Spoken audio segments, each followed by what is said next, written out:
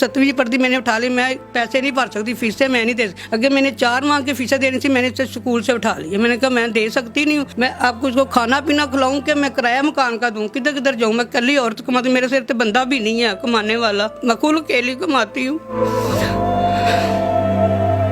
NA news की videos देखने के लिए हमारा चैनल सब्सक्राइब कीजिए और बेल के आइकॉन पर क्लिक कीजिए ताकि आप हमारी तमाम आने वाली वीडियोस से बाखबर रह सकें। बिस्मिल्लाहिर्रहमानिर्रहीम। नाज़रीन अस्सलाम वालेकुम, मैं आपका मेज़बान हाफिज़ खुरम शहजाद और आप देख रहे हैं NA न्यूज़। नाज़रीन, आज एक ऐसी माँ, बेटी और बेटे से आपको मिलवाऊँगा जिसका शोहर 6 साल कबल इनको छोड़कर चला गया और ये मुफलिसी की ज़िंदगी गुजार रही है। अपनी बेटी और बेटे को पालने के लिए लोगों के घरों के बर्तन मांजती हैं, किराए पर ये रहती हैं। इनका कमाने वाला कोई नहीं, सर पे हाथ रखने वाला कोई नहीं।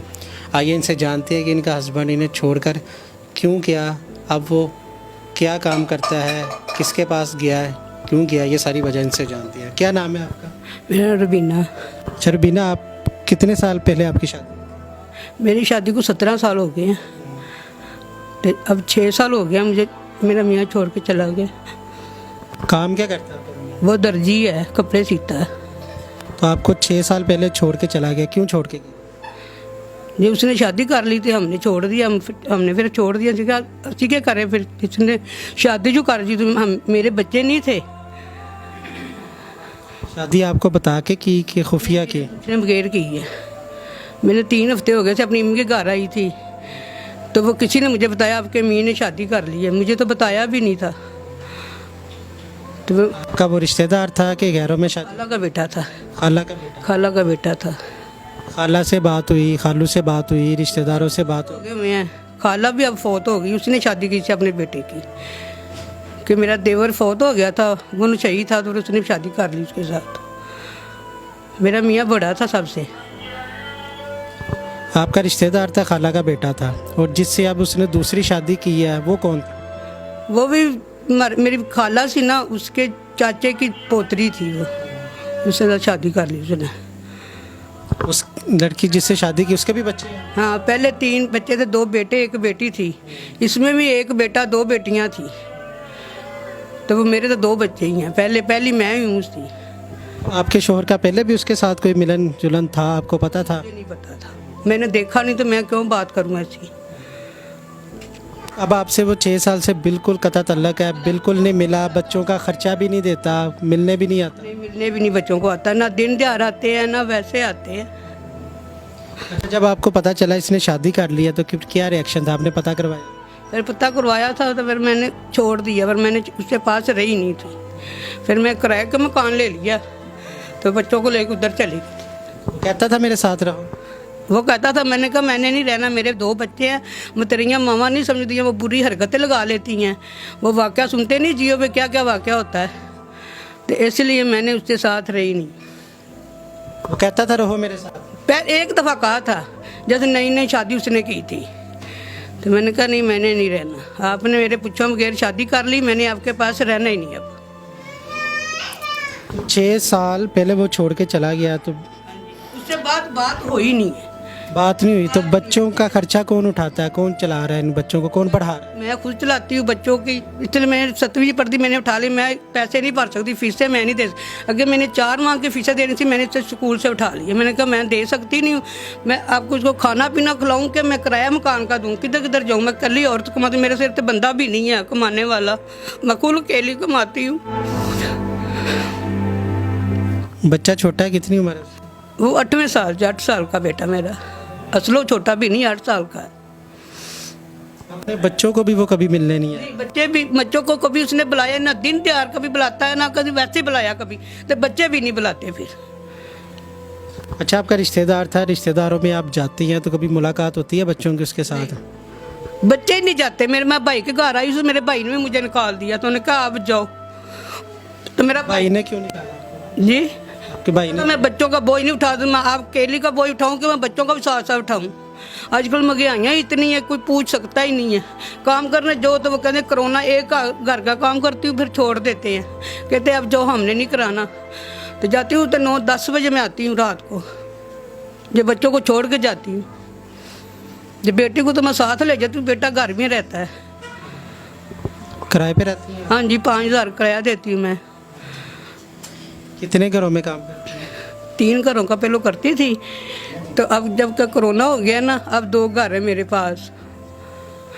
वो किराया भाई ने भी आपको घर से निकाल दिया, और कोई ख़ानदान का रिश्तेदार जिसने आपके ऊपर सर पे हाथ रखा हो, कोई मदद? भी नहीं बुलाते हमें, मेरे देवर भी नहीं बुलाते, देवर भी हैं नहीं बुलाते, बच्चों को भी नहीं बुलाते वो।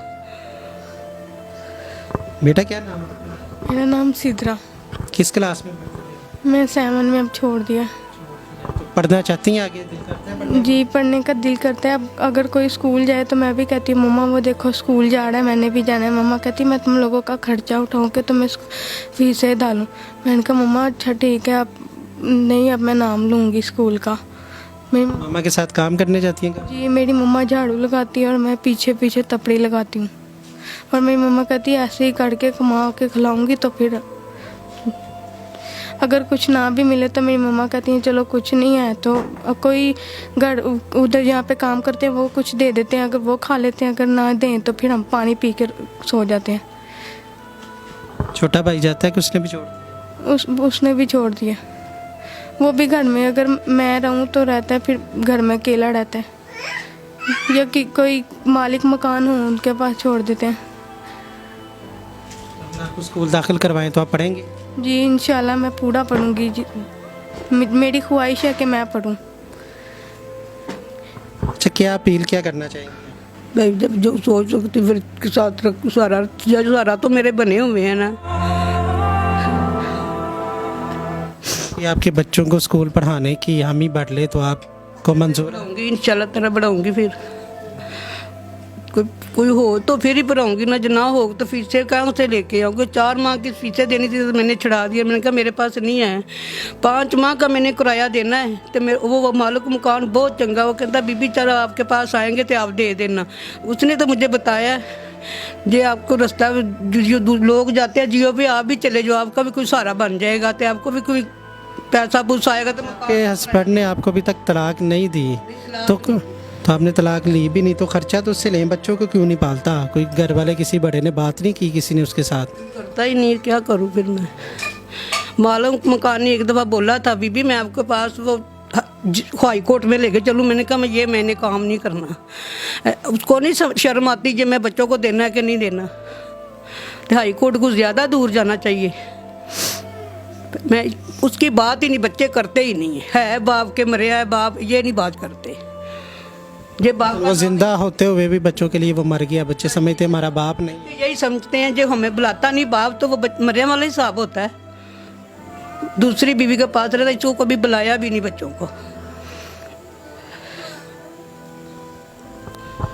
जी नाज़रीन, आपने इनकी कहानी सुनी, बड़ी दर्दनाक और दुख भरी इनकी दास्तान है। बच्ची पढ़ना चाहती है लेकिन उनके वसाइल नहीं है, वालदा ने उसको स्कूल से हटा लिया है। वालदा झाड़ू लगाती है, बच्ची पीछे पीछे तपड़ियाँ लगाती है। अगर उसे पढ़ाया जाए तो वो पढ़ना चाहती है। आपने इनकी कहानी सुनी।